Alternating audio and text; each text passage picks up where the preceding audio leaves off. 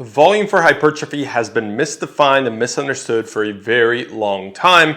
Hopefully in this video, I can help you understand it a little bit better based on what we know now with modern science, okay? In other words, the latest literature to help us understand better how to quantify volume and as a result, how much volume you should probably be doing, or at least a general recommendation that will have you starting in the right place to program your training in a way that's productive, efficient, and ultimately as effective as possible.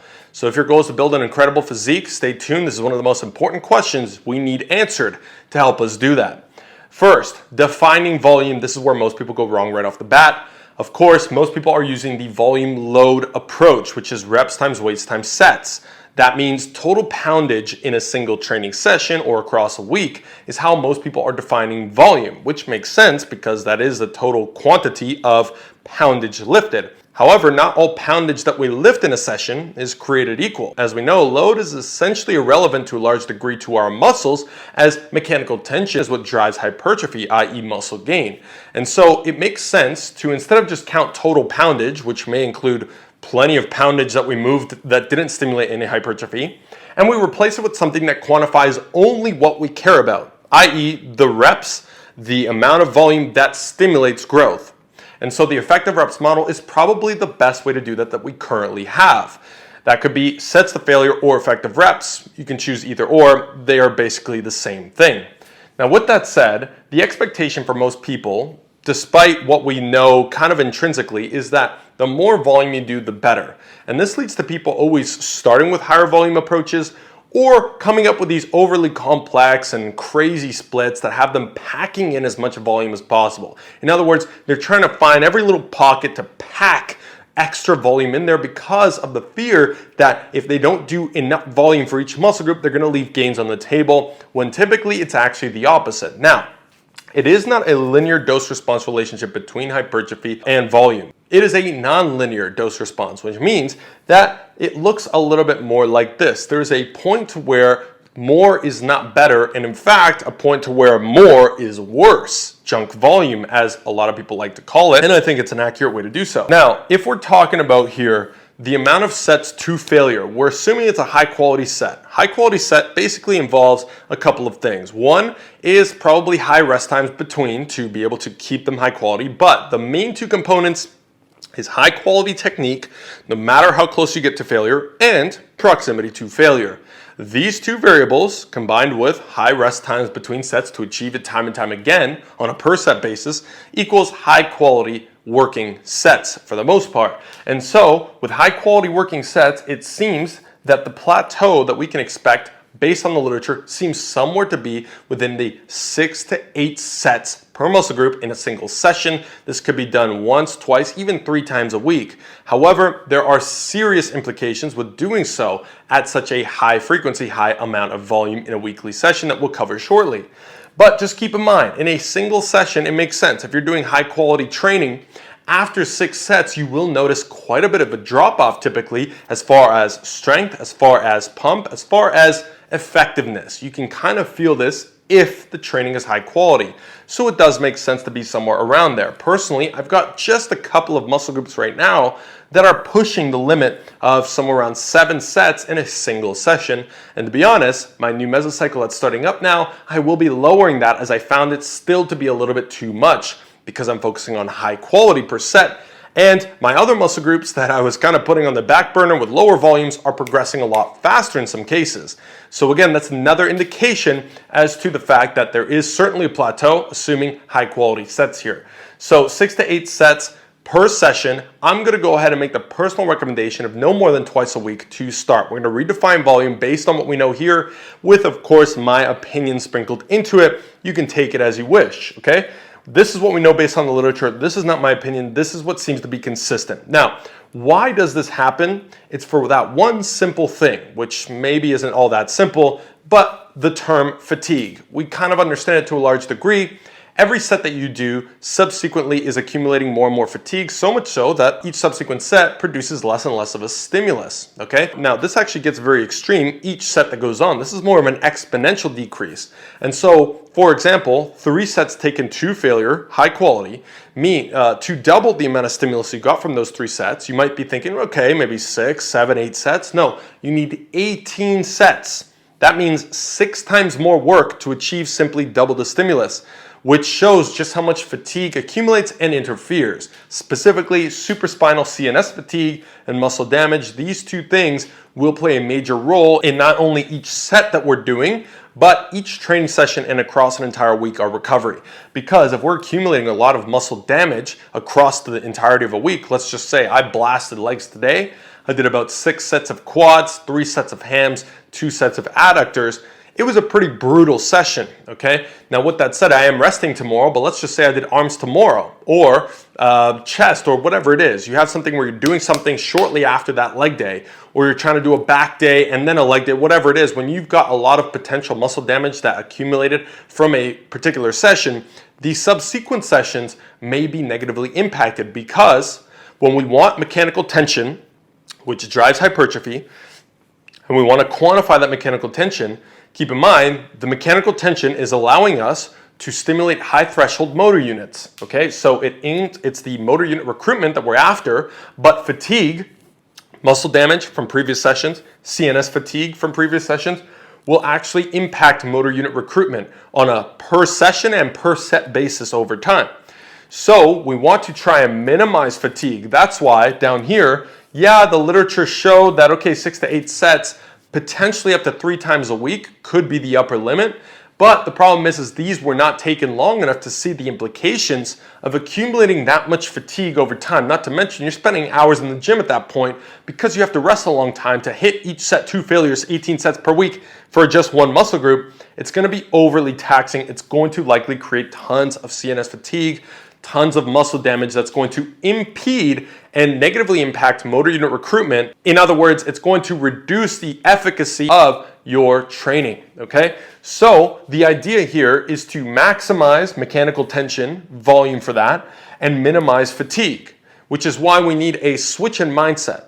Most people's mindset is, again, more is better. So how can I cram more volume in? Whereas we're gonna make an important mindset shift on this so you understand it from a different perspective that'll help you with your training going forward very shortly here. But ideally, we want appropriate volume with minimal fatigue, okay? So probably not the upper end here. We want to start lower so we can maximize motor unit recruitment. Now, the argument against all of this is, of course, the classic high volume for pro bodybuilders. It worked for them, for current bodybuilders, for physique athletes, et cetera, et cetera. And these meatheads, right? I don't know how people would classify them, right? Because we've got evidence-based, science-based lifters. I guess I fall into that camp according to a lot of people on TikTok. And we've got the opposing end, which maybe is like the meatheads, right? The pro bodybuilders, et cetera. These people in this camp always make fun of the evidence-based lifters. However, the funny thing is the meatheads, the athletes, the bodybuilders, just are late adopters of the science-based stuff, okay? So you'll see, for example, Sam Sulek, people say how much he makes fun of science-based lifters, but all of his methods and principles are starting to correlate with science-based stuff. He's not blindly following Arnold's style of training, not even close. He probably did at first, but over time, he's starting to say a lot more things because it's inevitable that all of the science penetrates into the entirety of the industry and people start to understand these things better. But still, what is the argument around high volume? Well, first and foremost, high volume load workouts where you're doing tons of sets, supersets, drop sets. You're working out hours a day, every single day. It will work for a lot of people, no doubt. It can still produce results. It produced results for me to a large degree, but it also led me to massive fatigue, under recovery, injury, and it just wasn't sustainable. I had to work out more and more and more and more the more advanced I got.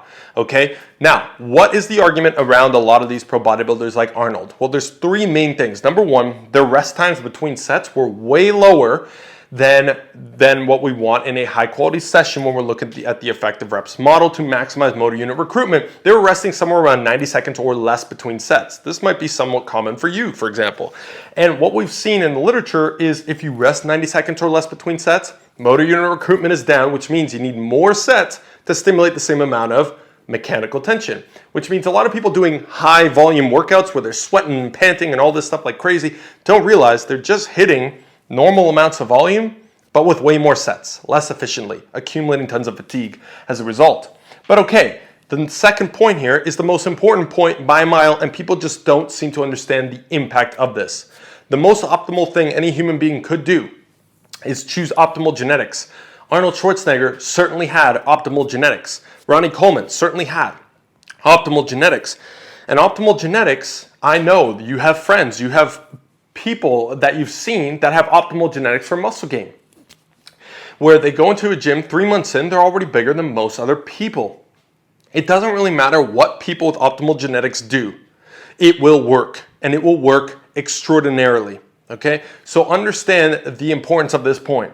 You combine that with drugs on top of it, of minimal amounts because their genetics are so good, they typically don't even need that much, and hard work ethic. It doesn't matter what you throw at them. Yeah, do this routine. Just give them the hardest routine in the book. They just have to complete it, so they have the work ethic aspect, and they got the genetics, so they're gonna grow like a weed, okay? And the last thing is, they knew less than us today anyways. If Arnold actually knew muscle growth and what causes it, how to identify volume, frequency, intensity, you really think Arnold had any of this information back then? Of course not. This is why people like myself, potentially a lot of people out there, obviously most people don't have optimal genetics, probably shouldn't be taking that advice.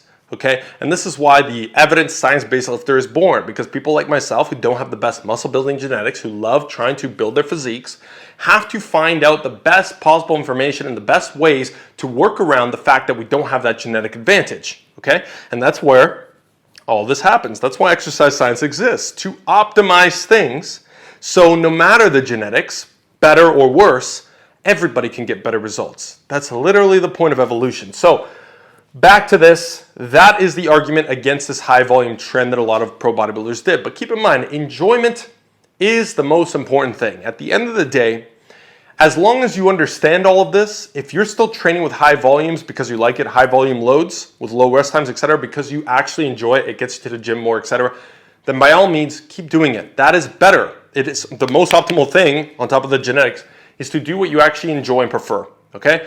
But it's always good to understand what you're doing, because maybe you never tried the other thing because you didn't understand that it was possible or that it worked or that it may work better.